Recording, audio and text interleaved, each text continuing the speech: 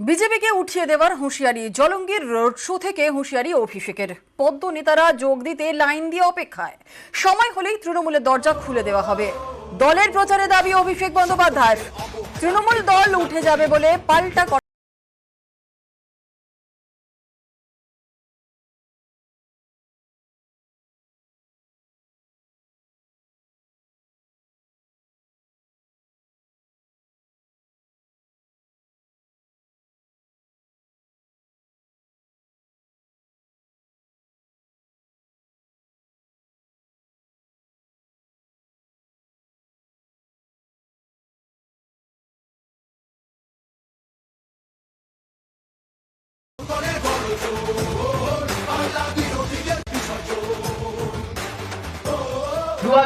সালে আমাদের দল ভাঙিয়ে ভেবেছিল তৃণমূল কংগ্রেসকে দুর্বল করবে। তারপর কি দেখলেন?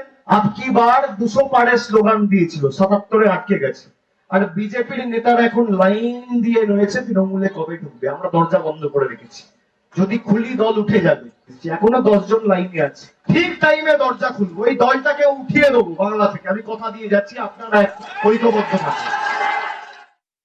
এটুকু গ্যারান্টি দিচ্ছি, বিজেপি যারা মূল নেতা আছে, সুকান্ত মজুমদার, দিলীপ ঘোষ, শুভেন্দু অধিকারী থেকে শুরু করে কেউ যাবে না। উল্টে 4 তারিখের পর কদিন তৃণমূল দলটা থাকে সেটাই দেখুন না। 1টা 2টো 3টে 4টে করে যখন ট্যালি বাড়বে, দেখবেন তৃণমূল অফিস ফাঁকা হতে শুরু করেছে। ওনার দরজাতে কবে খুলবেন আর কত বড় দরজা আমরা বুঝতে পারছি না।